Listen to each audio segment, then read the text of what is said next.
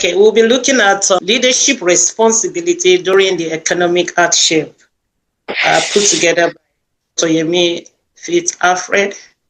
We all know that we are in a season of hardship right now in Nigeria. In times of prosperity, leadership is a title, but in time of hardship, leadership is a lifeline. When there is no hardship, you can celebrate leadership, you can bear all the titles, but when there is hardship and the chips are down, leadership is expected to put on an overall. And that's why we said leadership is a title in prosperity, but in time of hardship, leadership is a lifeline. Leadership has to provide a lifeline for the followers. For nearly 3 decades, I've worked with leaders across boardroom, churches, and community. And today, we will look at practical strategies which you and I can begin implementing after this meeting. In economic hardship, leadership is less about authority, but rather more about service. Like presently in our situation in Nigeria now, it shouldn't be about our accolade, our past glory. It should be about how can we help? How can we be a lifeline? From my PowerPoint, you can see the faces of the young chaps there. They aren't smiling. They are not happy. And that's why you see that most of our youth even have come to discover that even people above 50, in quotes, want to japa because leadership is not fulfilling the responsibility of being a lifeline. And at moment like this in this country, we need to be a lifeline. Every one of us is a leader. In one way or the other, we are influencing one person, 2%, or a community, or a cycle of influence. So here, we have to protect, manage resources wisely in this season of our time in Nigeria, and communicate clearly. Communication is the bedrock for any leadership to have impact, and act with intelligence and integrity, because this hardship creates shockwaves. And we know that there is shockwaves everywhere. In fact, Nigeria, God made us as a special species of humanity. So we have to just create a shockwaves, and people crave security during hard times. At season like this, what people want is security.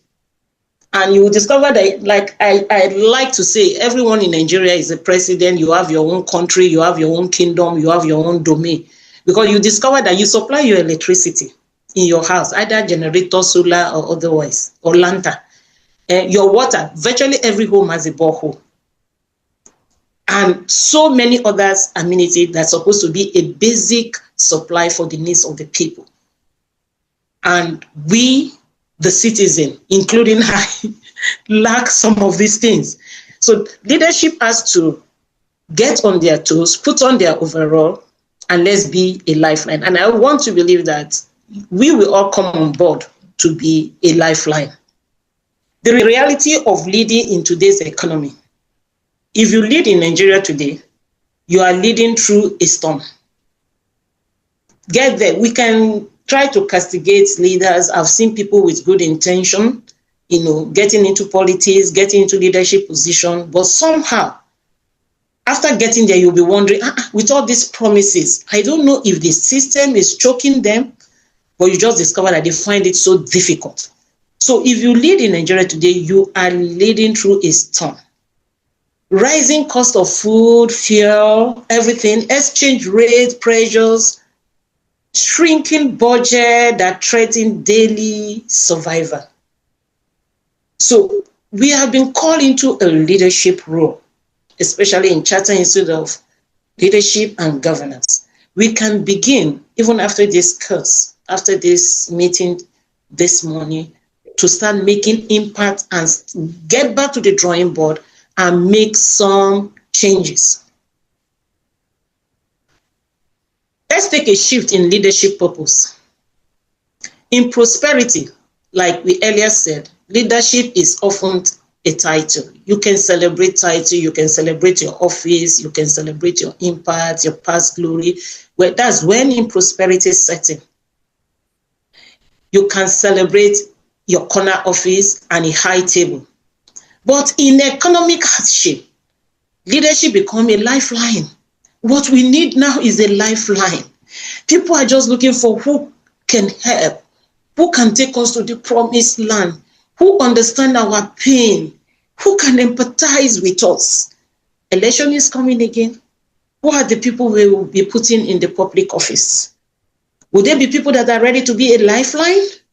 Or people that are there for their belly, for their glory, to amass wealth and, in quotes, japa with it? So in economic hardship, leadership becomes a lifeline. And presently, what we need is leaders that can take the bull by the horn, knowing that the onus is upon them to make themselves a sacrificial leader and become a lifeline for the people of this country. People are not asking for a 5-year vision. You know, if I get into that office or that office, it might even be the office in the church. It might be if I become the archbishop, if I become this, I will do better than that. You know, this is my vision, this is my template. People aren't asking for a vision any longer. They want to know if they will survive today. Right now, Nigeria are just living on what will make me to survive on a daily basis. I just need to push on. I need to keep on going and not be weary. So our job as leader is to be the shock absorber for the people while charting a realistic path forward. We need to chart this path. That is our job. Please, if you don't get anything this morning, to be a leader that will impact your generation and leave a legacy behind and influence, please just know that we need to be the shock absorber. It is enough tying a bag of cement, putting the load on our followers. But rather, let us be the one to absorb the shock for the people while charting a realistic path forward. The shift to crisis. Well, if there's going to be a shift, can you see the smile on those elderly people's faces? Leader must move from a mindset of expansion to one of resilience. I have a vision, I have a template. We have to move. There has to be a paradigm shift from mindset of expansion to one of resilience. Peacetime strategy fail in wartime reality. You understand? Because you might say, okay, I have a strategy, you know, but now, if you ask me, this is wartime in Nigeria. This is wartime reality. People are going through stuff. People are in pain, and leadership needs to empathize. So peacetime strategy, that template, that vision, that mission, that my plan, if I can, we had all of that before now. We had all of that. You know, I was like, no, we want a younger blood. They say no. Older person is better. Look, I have insight. If you see the strategy, if you see the expertise, if you see the people that they've brought, you know, on board to ensure that every sector of this country works well. Mama, you need to see them. I was in Abuja and I was hearing all manner years back. But today, all those expertise, I'm told that they are in a big hall, like a warehouse, and all of them are on their system and trying to bring about solution, you know, and resilient to the suffering of the people, wipe off tears. For me, I can't even see a glimpse of it. But in all, we thank God we still have life, and thank God for Nigerians that are so resilient. So peacetime strategies fail in a wartime realities. You cannot demand the same output when employees face drastically high transport, rent, and fuel costs. This year, I made up my mind I'm going to increase the stipends of my the salary of the staff, and I did that.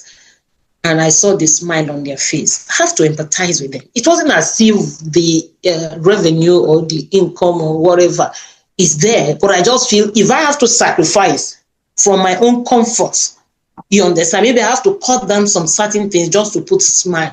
And sometimes when I'm leaving the office, maybe around 3, 4 p.m., I just say, everybody shut down. That's very, it can't happen in the Western world. Dr. Sheku is in UK, it can't happen. But I just feel that's what Nigeria calls for. And ask me why. Because some of them live along my path so that I can drop them off. So it's 4. We have 1 hour to close. Can we shut down? Please shut down. Everybody get into the car. And I do that just to ensure that I cushion some of the suffering of my followers. So you cannot gaslight your people. Enough of all this manipulation. Enough of all this wonderful templates and all of that. You cannot, you see, we all have the mind of God. God created us in his own image and in his own likeness. People might not talk because they don't have the power. You might oppress them, you might get to them, you might send ISS, they might not talk, but they know the truth inside of them. And they know they need help, they need solution. They want a leader that, believe in lifeline and is ready to sacrifice and absorb some shock and help and, identify with them in their situation. So you cannot keep gaslighting your people. You cannot stand in front of your community or your staff and just say, work harder. Here is well. That's what Nigeria calls for. We are all struggling. No. Sacrifice a little bit. That's why we are in that leadership position. We are looking at responsibility of leadership in economic hardship. Leadership has to sacrifice. You just have to help the masses. So we know Nigeria are resilient. Everybody knows around the world. Nigeria can survive anywhere. I don't know how God has made us this. We are tough. We have tough skin. But we shouldn't be taken advantage of because we are resilient. We shouldn't be taken advantage of because we are tough. It's a grace God has. Maybe God, the Bible say, God permit me, you heard the society. After, I'm a woman that wears many hats. In the faith-based too, I'm rooted, well rooted in it. And, we just have to help, everyone around us to ensure that we cushion their suffering. We have the Niger spirit, which is the resilient spirit. But as leader, we must stop weaponizing the resilience of our people and build structural resilience instead. There is a structural one that you can see, okay, if I get there, I will receive help, I have a backup here. Let us build that and stop all this weaponizing the resilience of our people. Okay, next slide. So I want to give us 3 core requirements for structural resilience. Like I said earlier on, that let's stop this weaponizing resilience and let's build a structural resilience. And I have 3 main points here. Number 1, compassionate engagement. I will explain that further. Strategic communication.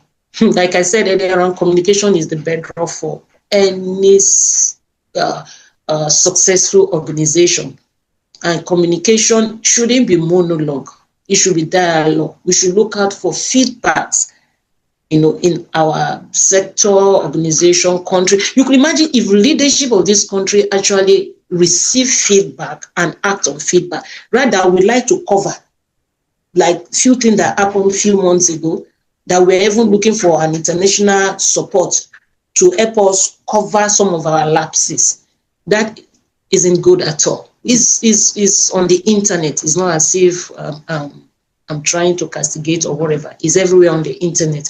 And number 3, resource optimization. So we'll be looking at these 3 points. Number 1, compassionate engagement. Compassion is a strategy. Even though in faith-based, this is one of the key in any faith-based. Even in the Islamic world, you will hear on Friday, people are just compassionate. They just empathize with the people. I grew up in the north, and you will see they will pack things, food, wares, just to cushion the suffering of the people. And even in the Christendom too, same thing. We have this bank. I know in my church and some churches you will hear, if you're going on Sunday, if you don't have food to eat in the house this evening, please wait behind. You will see some people will wait behind. Okay, you can go to that hall and they will give you cooked food and give you raw food at least. I know of one church in Abuja like that, raw food that can take you for 1 week. So, and even our greatest master, our Lord Jesus Christ, practiced this compassion. He fed 5,000. So compassion is a strategy, not soft. People cannot focus on KPIs. What is KPI? Key performance indicators. When basic survival is threatened, you want them to focus on performance, on KPI, but there are basic need for them to survive that is being threatened. We have to step up our game as leader. Let's look at practical step under this compassionate engagement. The practical step we need to take, acknowledge the reality of the suffering of, as I'm even talking now, maybe as a mother, I feel like crying. Let us acknowledge the reality, then create psychological safety and implement flexible support system. This is what I will want us as leaders to really try in any position you find yourself, as the CEO, as a president of your organization, as a head of a community, as a political leader, as a spiritual leader. Let us acknowledge the reality presently, the economic hardship in this country, and let us create psychological safety. We can emphasize that after this meeting. You should get in touch with our president and implement flexible support system. So let's look at flexible support system. For instance, in the corporate world, you create, I was in a conference last year, a fellow in a particular institute, and one of the keynote speakers was talking about this offer a hybrid. And he said, if you get to Lagos now and you are looking for our office, it might be a bit difficult. And that after COVID, they just felt, okay, most of their work, they can do it from home. So they shifted to this hybrid stuff. So you get them online, most of the things online, but if you needed to have a physical contact, they have a small, like a licensing office, a very small workstation that somebody is there as customer service to attend to you. Then if the president needs to get in touch with you, if online is not sufficient enough, you try to give you an appointment. It might be in a hotel, lounge, it might be anywhere, In essence, what I'm trying to say is that let's be flexible because of this economic hardship and offer hybrid schedule to reduce transport burdens, save employee money. For instance, my daughter in UK, sometimes she come in and I say, no, I'm going into a meeting.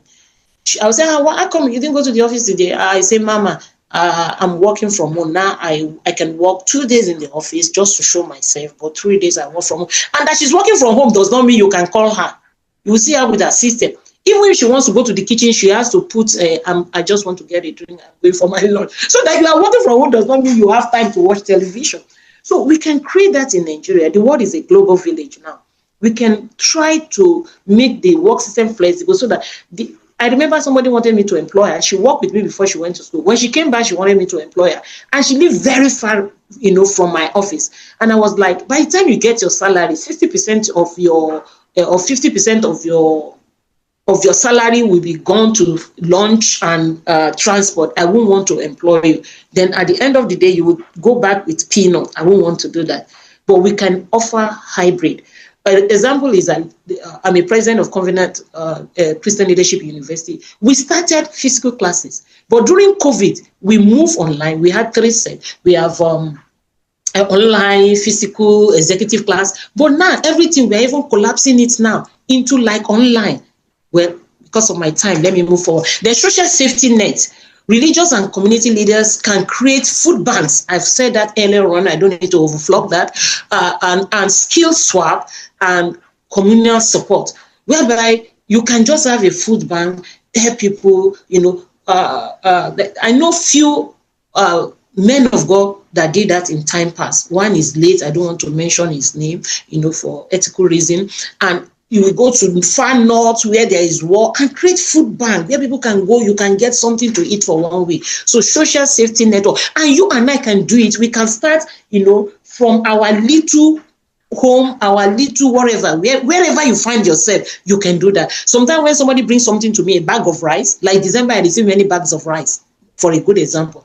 Do you know right now, not 1 or 2 bags of rice I receive, but I have less than half a bag, just December in month, because I bought bags and I was putting custard by custard, sending it to people's home. We can do that to cushion some of this hardship. Well, finally, empathic policy. This has to do with the people in the political sector. Political leaders should weigh the real cost of new levels, like the tax reformers we have now, and design policy with deep empathy. But I've been told that that's what they're doing. Let's see it in reality, as in there's some certain level that they will not tax you. Certain income will not be taxed, and the bulk of the tax will be on the people that are earning very much. So let's see that play out, and you can apply that to whatever you are doing, to whereby that people that receive from certain income, less cushion their suffering, and you don't tax them. In fact, it's right time now we input transport to some of our maybe janitor, these people that gardeners. Just try to do 1 or 2 things. And politically, I heard during this tax reformation, something like that will be on. We are looking and we are waiting for that surprise. Because of time, let's move on. Number 2, strategy. Strategy communication. In a vacuum of information, panic fill the gap. When there is no adequate information, adequate information, there will be panic. Panic will fill the gap. And that's why we have to communicate. And you don't communicate until you get a feedback, because you need to ask if what I said, am I understood? What do you think about it? I need a feedback. So we need to communicate more. Strategic communication. Guide with radical transparency. You guide this communication with radical, be transparent. Whatever you do, I'm so transparent. So transparent in my leadership. Somebody entered my office once and said, So Yemi, the way I'm hearing your name, Mama Yemi, I thought it's one woman that I will stay for 5 hours before I see. And see, I just walked into your office. So we all laughed. And another thing he said was, there's something I just about you that I like. I said, what? He said, you are a secure leader. I give my team platform. I project you. So let us do more of that. Share what you know. What you don't, share it. I don't understand this aspect. Who can help, to make me understand this better, and the action you are taking. Let people understand the action you are taking. Let them know where you are taking off from. Let them know where you are going. I'm not saying bear out all your plan, but no, let your team, your community, let them see the roadmap. Let them see the GPS. That way they say, okay, we are not there yet, but we have seen the GPS. We will soon get there. And they will follow you. Teams might not work well, but they will just say, but let's still follow. We can see that he's moving somewhere. At least we have moved from point A to B, C, D. We are going to Z. But if you are transparent enough, you understand. The people will understand, and they will actually follow quietly and be very supportive. Okay. Oh, this is plain. That's a mistake. Okay. So resource optimization, which is a third one, move from excess to efficiency. Hardship require prioritizing essential without sacrificing core value. Like if you have to fly first class, for instance, as a leader, but you look at it, you've not paid salary. Please sacrifice, but not sacrificing the core value of the organization, of the country, of your family, of the church. But there are some excesses that we need to cut off. Ask, what is luxury and what is necessity? try to be able to weigh these two. Is this thing I'm doing a luxury? Is it a necessity? If it's a necessity, weigh the two. And please always go for the necessity, not the luxury. Knowing that a lot of people are going through hard time. The nation is going through hard time. People are jackpine. You understand? People are going through a lot. So you weigh the two and say, no, let me do this. And people will celebrate you. Even the mother heart will bless you. A leader that sacrifices, people don't even need to open their mouth and say, God bless you, God bless you. Hey, God bless our leader. The mother heart will bless you. Because as the heart remains, seed time and harvest will never cease. Whatever you sow as a leader is coming back to haunt you. If you make life miserable for people, I'm not cursing, is a principle. Is a principle of life that the universe have set in place. That's why if you plant corn, you will go and reap your maize. Whatever you sow, you will reap. So knowing that the mother heart is there to pay you back, why don't we try to do the best and cushion this suffering for the people? Leadership must lead by example. Take the first hit. Take the first. People are going through so much. Are you taking the first hit, or we see you massaging as a leader a girlfriend's leg? Take the hit. Let people see that see the leader is taking the. There's this guy I love on the internet. This president, you will just see him walking on the street with his military uniform. I just love that guy. He's one of our African country. Anytime internet popped up, and I will sit down and say, "Kai, this is a leader." And my prayer is that very soon God will give us that kind of a leader that empathizes with the people in this country by His grace. So prioritize the core, like we said. Don't sacrifice the core value. Identify your non-negotiable to help with survival and public value. Then another step, collaborate. You collaborate with your team, maybe the organization. Tap the front line for practical cost saving and revenue idea. There are some front line, members. Like, we have different sectors there. We have the religious, the political. I'm just trying to see how I can cut across, but collaborate. That's it, the essence. Collaboration is a solution to the suffering. Collaborate with the people at the lower cadre, with the people at the higher cadre. Let's collaborate and make things work. Equitable burden sharing. Ensure cut down impact lowest earner. Ensure cuts don't impact lowest earner. That I've said that earlier on, that whatever tax reformation that is coming, at least people, I've heard that. I've gone to the tax office because I needed to update all my company. By the grace of God, I have a register for fine, so I needed to get the tax stuff for all of them. And I got there. Thank God, I met the overall boss in Port Harcourt, and he explained everything to me. That, oh no, this is the way. I said, okay, we are looking, we are checking. If that is the way it's going to be, then it will be good, because we don't need to panic. The government have us at heart, but I just pray that they implement what they said. Okay, so another one is listening. Hold a focused listening section. A focused listening section. Hold it. Listening is a virtue. Listening is a key. Listening, get a feedback. Hear what the people are saying. Don't be a boss. Don't be a leader that nobody can access, nobody can talk to. At least there has to be communication. There's a word I'm looking for now. Whereby people can communicate across board, either to the lower cadre or the higher cadre. So reallocate, review budget to free staff support. You can review your budget. You can say, okay, I'm adding this to it, like what I said I did in January for the staff. Communicate, send an honest update and commitment. Communication is key. And let your budget be honest. Update it honestly. If you know that things are, fuel have just gone up, I remember when I was working in Abuja in Area 11, those years, talking about from 89, 91, 92.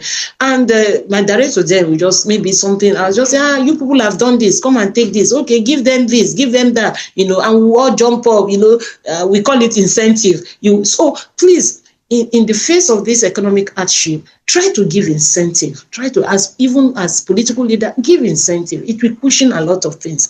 So these immediate action are high impact and low friction. Convey a listening section, focus on people, current challenges. We all know our challenges in the nation. In fact, if you ask me now, number one challenge is light. Electricity is power. One young man came to me and said, Mommy, there is borehole solar now. I said, I'm hearing that for the first time. He said, there is borehole solar now. Thank God for this Chinese country bringing something, even though they are not strong, but they are helping out. And we could do it if we want to help too. Now, street light, you have solar street light. Before, there is street light, but you will not see the light. But now there is street lights if they don't steal it. Street light, solar light. So try as much as possible to focus on current challenges. Because if there is power and there is good rule, honestly, Nigerians, we are so resilient that we will go and create our own company and our own job. But when you don't have electricity, maybe to preserve, to do your work, to do that and that, where will the money come from? If you try to run fuel, you will discover that the profit is not coming out because you are running generator. So the electrical setup, anybody that is planning to get into politics, please, let's look at this. I remember many years ago, my brother left Lagos. I said, where are you going? He said, he's going to Ghana. I said, to go and do what? He said, I want to go and set up my factory there. I said, Egbon, why? He said, because I will have light 24/7. The running cost in Ikorodu is so much for my business. And he moved actually to Accra to establish his company there because of electricity. Because of electricity. So you see why we need things to work, basic need of the people to work. So find one budget reallocation that can support staff. I don't need to overemphasize that. And send an honest update reaffirming share commitment. Okay, as leaders, check your emotional reserve. Leadership requires self-care. Last week, for me, I don't even know why I said yes to this, because I can be extremely busy from December, January, February.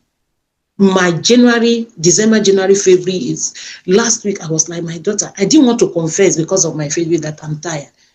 So when I was like struggling with it, the Holy Spirit just ministered to me and said, you are not tired, you are overwhelmed, you need a break.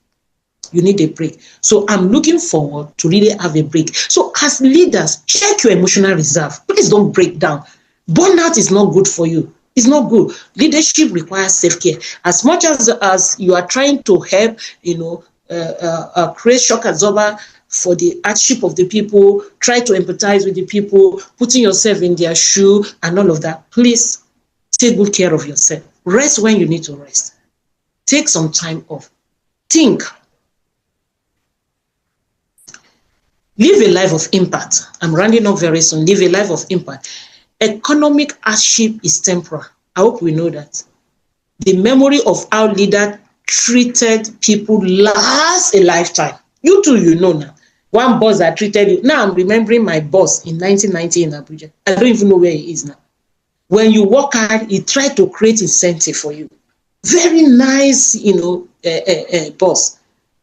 And he is a Muslim, So let us try to live a life of impact.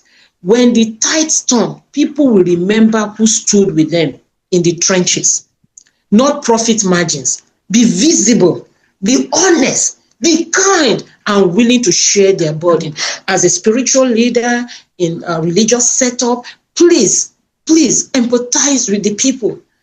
Daddy, big car, try to help. I remember one time somebody gave me a car. I only canceled the person, and the person was so glad and said, do you now have made the wrong decision? For 3 days, I was canceling. I didn't go to work. The 4th day, the vehicle she was using to do Uber, she brought it to me. I said, what was the vehicle doing there? I will never forget that time. The vehicle was Jetta. I said, what is the vehicle doing? He said, I'm giving you so that, even with the driver, I wasted your 3 days. You didn't go, you didn't step out just because I was going through so much. Mama, let me leave this vehicle here. I've given you. Let the driver be working and be bringing you the returns. I was so happy. I collected it. A week after, another woman came crying. I don't even know if she's on this platform. I said, the brother-in-law graduated for many years, no work, no one. Mommy, I just said they gave you a vehicle with a driver that even if he's a graduate, but he doesn't mind, he will drive it. Guess what I did? I gave her the vehicle. I didn't even say, okay, the driver will bring him. I gave her to give to the vehicle, a whole vehicle. Try to just cushion the suffering of that family. I know we are not supposed to say what we do, but this is just a scenario, a case study, so that we'll understand what we are talking about here. So when the tide turns, people will remember who stood with them in the trenches, not profit margin, be visible, be honest, kind, and willing to share burden. Okay. So time for action. Now let's take some action step. Go back from now, tomorrow, and act. From this meeting, go and act. Hold a listening section. Listening is I have this life coaching section that we zero into listening. Listening is key, is a virtue, and it is very important. So go back, hold a listening section, review budget to support people, communicate transparently, and protect the vulnerable. Be the lifeline that people need. Lead with compassion, lead with clarity, and lead with courage. Thank you. Thank you so much, Dr. Yemi Alfred. This was a really, really, really impactful section. Thank you so much, Ma, for this section. And we want to also appreciate all our members that attended this webinar. But before we go into the question and answer section, I would like to take a very short announcement on our programs. All right, so our next leadership forum will be in March 26th, on Thursday, March 26th, 2026, with theme Rebuilding Trust, Leadership Credibility in a Distrustful Society. And this is also the same time, 11:30 a.m. to 12:30 p.m. West African time, 10:30 a.m. UK, 10:30 a.m. Ghana, 6:30 a.m. Ontario, Canada, 6:30 a.m. New York, USA. And our guest speaker for this program is Dr. Elvis Udoka, FCILG, Ontario, Canada. So you'll be taking us from Canada. And our mandatory continuing professional development, which is our MCPD. This is a physical event happening live in Abuja at Novel Central Mall, Wuse Zone 5 by PDP National Secretariat, Abuja, on the 28th of May, 2026. So this is a registration program which requires you to pay a token of 105,000 naira. So this is a mandatory program. It is a continuing professional development mandatory physical program. So I implore every one of us to find time to attend. It's from 9 a.m. to 1 p.m. Also, this link has been shared to the chat box, which is our attendance link. It is mandatory for all members to use the attendance link to register that they attended this webinar. And also, there is a certificate that will be issued after this webinar, and the certificate costs a token of 10,000 naira.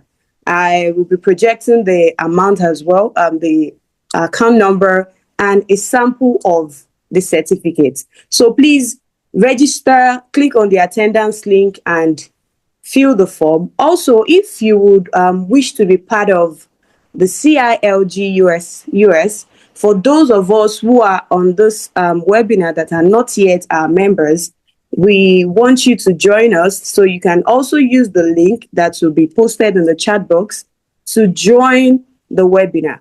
To join us, to join CILG.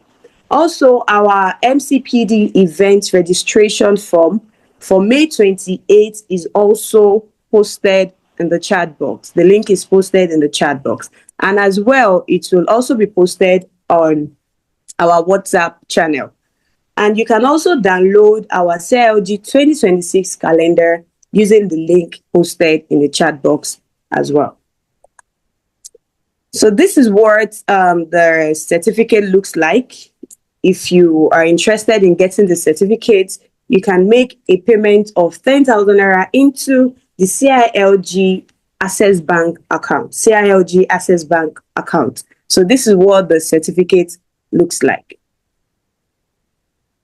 So good news, CILG is organizing its 13th membership induction and leadership award ceremony. This is not just an induction, 13th induction. That is for you to know that CILG is not just an upcoming institute. CILG has been on the board for a very long time. We are all hosting our 13th membership induction and leadership award ceremony. So this is basically for those who joined us between January and July 2026. So we'll be having our induction for them. And the theme of this induction is Institution That Works, Lessons for Nigeria. And it's going to be holding on Friday, 24th July 2026 between 9 a.m. to 1 p.m. at Novel Central Mall, Wuse Zone 5 by PDP National Secretariat, Abuja. So if you are not yet a member, I want to use this opportunity to implore you to join us so you can be inducted with other members.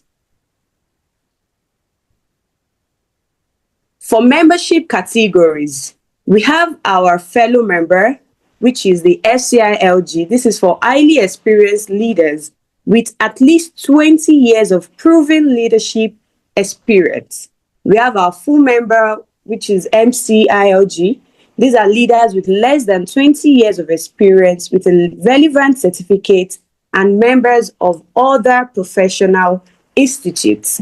We have associate members, ACILG. These are holders of a first degree with 10 years of leadership experience. Just like we know, there is no examination attached to this. All we need is your profile, your CV, we review your CV, we review your profile. So for you to join us, you can email your updated CV or your profile to info@CILGNigeria.org or member@CILGNigeria.org. Or you chat or call the phone numbers attached to this form. It will be shared with us as well on the chat box. So this is our calendar for the year.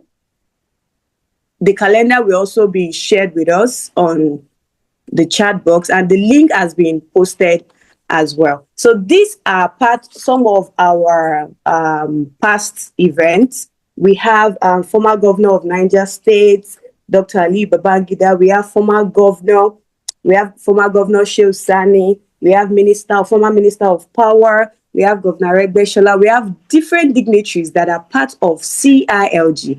They are fellow members of CILG. So you can see that we have lots of dignitaries in CILG. So I want to implore every one of us to try as much as possible to join. So these are some of our past inductions, our past events.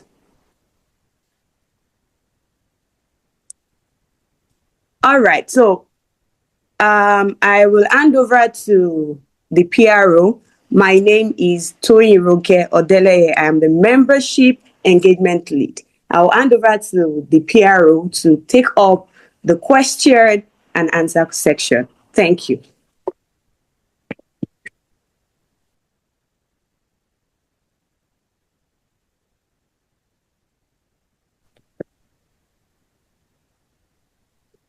All right. Good morning, everyone.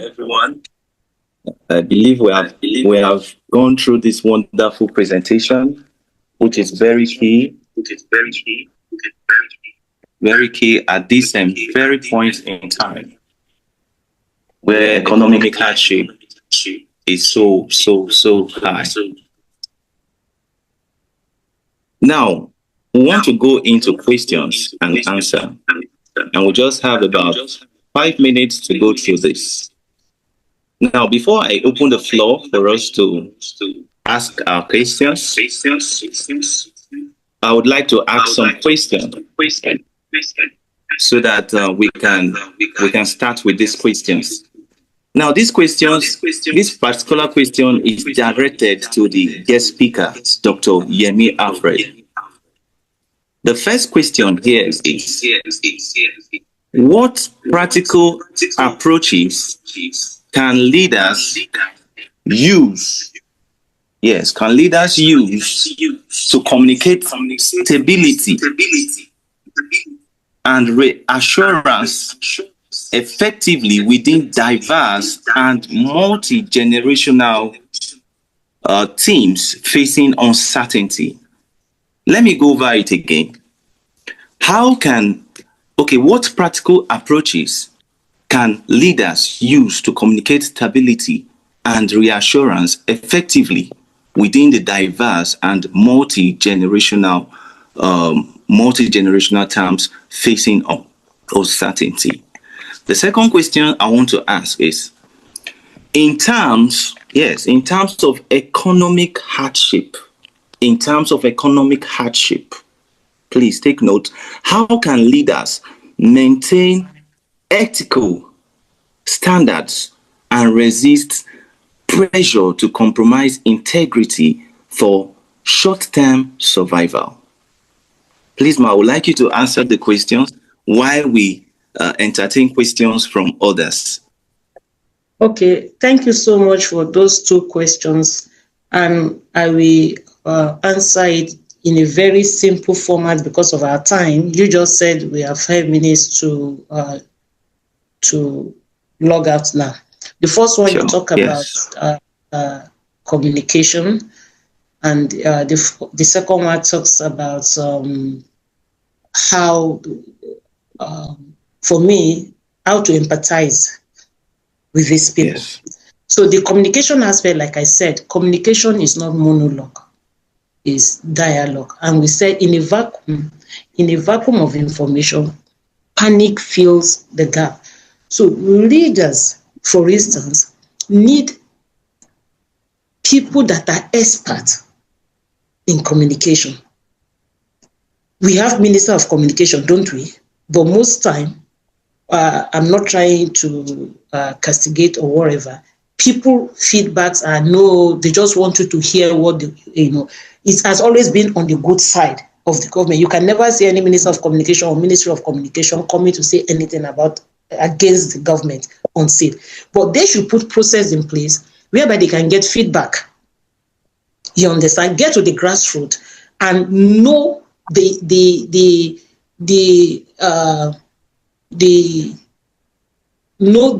pain of the people. So you get, most importantly, is feedback. A wise man said feedback is the breakfast of champions. So any communication that lacks feedback, you can put process in place. As long as there is no feedback, it can be a successful communication. Then the second one, you said so that there will not be compromise, integrity at play. I will advise that, like the story of the president that I spoke about, one of the African country, he tried to get to the grassroots without compromise. I even watched a video where they put a bill for the road to be made, and he said no, he brought out his citizen. You understand? I believe you know who I'm talking about. I'm not just here to advertise any president. And they brought out all the citizens, and they were on the road and fixed the road themselves. So leaders should empathize, step into the shoe of the citizen and know where the shoes hurt.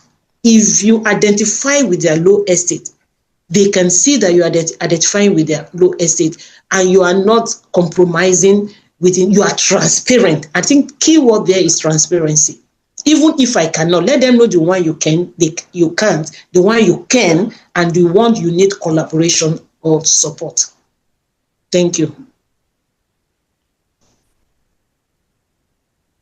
Thank you very much, Ma. That's a good one. I would like us to also appreciate our guest speaker. She has really done so much for this topic. She has really said a lot, and I believe if we can put these things into practice, we will be better leaders. One of the things she said is be compassionate. One thing about being compassionate is that you can move mountains by being compassionate. It's very important we understand this. Very important. As a leader, don't be rigid. Don't be strict. Be flexible. She says something. Be compassionate, not soft. Be compassionate, not soft. So please, the floor is open. If you want to ask a question, kindly raise your hand so I can call you so you can ask a question, or rather, you put your question in the chat section. I can see a hand raised. Toyin, can you unmute and ask your question? Thank you. Okay. Thank you so much, sir. Thank you, Dr. Yemi Alfred. All right, Ma, you mentioned something about burnouts, that leaders become overwhelmed at some point of their life. At some point in their life, they become very overwhelmed. So I would like to know what strategies can these leaders use, like maybe a daily or weekly discipline that leaders can adopt to remain emotionally resilient and avoid burnout, even while leading others through difficult seasons. I would like to know if there are daily things they can do, weekly things they can do to avoid this burnout and being overwhelmed. Thank you, Ma. Okay, thank you so much. I was listening to Miles Monroe last week, and the blessed memory Miles Monroe. And he said something like, when I wake up, I first sit down, even not to pray immediately, and think. And I've seen, I don't want to start calling him here, a political leader, religious leader that I've had contact with, even in their offices. What I mean leader, I mean real leaders in their offices. They have a corner, they call it thinking corner. So some of them put this rocking chair there. In their home, in their bedroom, you see a corner. They call it thinking corner. So to avoid this burnout, if you have a thinking corner, you first sit in the morning. If you have to sip water, sip, and just sit there and just appreciate God and just sit quiet, not rushing into the day's activity. Because people know me. There's a way you come in the morning, I won't pick because I'll tell you I've not spoken to my maker. It might be 5 minutes, it might be 3 minutes, but I must acknowledge that. Do you understand? So let them have this thinking corner. Let them sit in the morning to think first. Even if it's 10, 15 minutes, you will see instruction. No, do this. Don't rush into doing this. Even if you say I'm not a believer, I don't have faith base. The universe itself, the way God has programmed this universe will attend to you. To say, okay, as you're thinking, I have a jotter by you. Miles Monroe does that. And I can start calling him. He's late. I don't want to call him. Benson Idahosa does that. Go through their bio. You will see it there. So leaders should have thinking corner and take out time to rest. Some will tell you on Wednesday, so time between this time and time, you cannot call me. They even leave a particular phone with their PA or secretary. Do you know why? They shut down. So leaders, at some point, if you put process in place, you can shut down. You can take a break. Like I told you what happened to me last week. He said, I just said that voice. I said, no, you are not tired. You are overwhelmed. Take a break. Take a break. So you go take a break, lodging into a hotel. Don't get there and start blowing in tongue. Eat good food. My last year birthday, normally I will shut down and say I'm having a retreat. I'm praying from morning till evening. I did not pray. I told my people I'm going. I check into a good hotel. Enter on the television. Off my phone, I ate, I ordered fine food, I ate, I laughed, I jumped on the bed. Only me, my husband wasn't with me. I just decided to take that break. Then in the evening, for people that will be looking for me, I came out. They say, you've been praying. I didn't lie because I'm a pastor. Two, like I said, I'm a woman that wears many hats. I didn't lie. I say I shut down, I laughed, I watched movie, Netflix, and I was laughing. Do you understand? So a leader should take out time, go to the beach, sit down, Go for dinner, candlelight, go either with your spouse or your daughter or your son. Sit down and think. Do it intentionally. Intentionality is the key. Be intentional about it, because if you drop down now and you die, you have a burner, the work will continue. Next minute, you will see somebody has taken over from you. Next minute, somebody has taken over. So be intentional about it. Learn how to take a break. You know what retreat means? If you want to jump a high jump, what do you do? In secondary school those days, you will first, run backward. Yoruba has an adage that which means the ram that walked backward has gone to empower himself to accomplish more. So you need to walk backward sometimes. You need to shut down and be quiet. I was listening to another great motivational speaker that said silence is key. You understand? You need to be quiet inward, and you will see strength will just come up again. Strength will come up. Burnout is not something to joke with. Please, I've seen many people drop down, and they just die like that. Be intentional about it. Thank you. All right, thank you so much, Ma. You've done a very great job today. We are going to, since there's no one asking questions, but if you have a question, please raise your hand so we can call you. Just one person. Now, while we wait for you, I'm going to invite the country director, Dr. CILG Nigeria. Now, the network didn't allow us to introduce him properly. Dr. CILG Nigeria is the country director of the Chartered Institute of Leadership and Governance, USA Nigerian chapter, based in UK for now, taking some private and public assignments over there. Now, Dr. CILG Nigeria is not just a leader, but a very practical leader. Dr. CILG Nigeria is a leader who embodies the very principles of governance and excellence that CILG stands for. Now, at this point, it's very important that we invite him to close this meeting for today. Thank you very much, Dr. CILG. The floor is open for you. Thank you, sir. All right. Thank you, Mr. Innocent. Let me sincerely appreciate our guest speaker, Dr. Yemi, for that practical insights. Your time is valuable. Your research on this topic is really appreciated.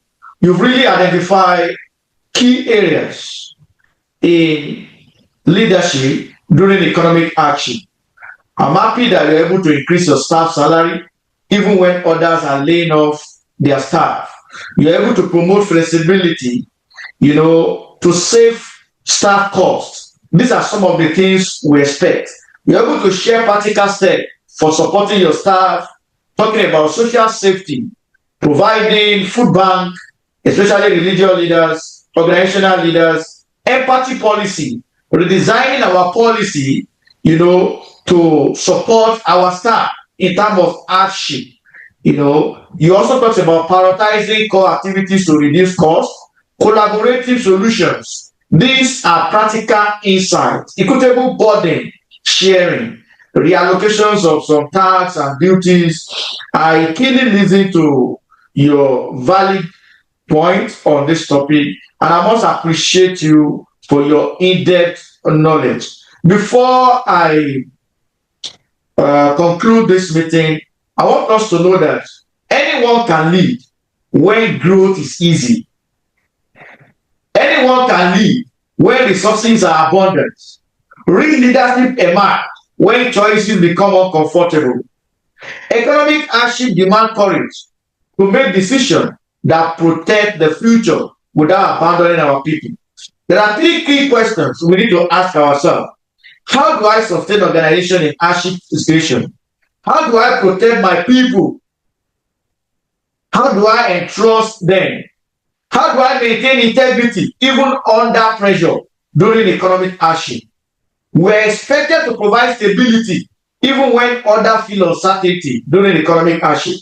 We're there to protect our people without ignoring their performance. Very important, very key. Whether you're a religious leader, political leaders, or even professional in any field, ethical leadership matters most during crisis. And these are things we need to add up with what Dr. Yemi has shared with us.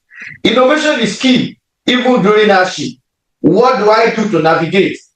Relieving your staff is not the best. Cutting off their salary is not the best. Not sharing from their burden is not the best. Closing eyes to their need is not the best. So as a leader, this is the best time your staff need you most. This is the best time people supporting you need you most. What do you do to navigate? I must appreciate Dr. Yemi for this practical insight. And I must thank all members who attended today's program.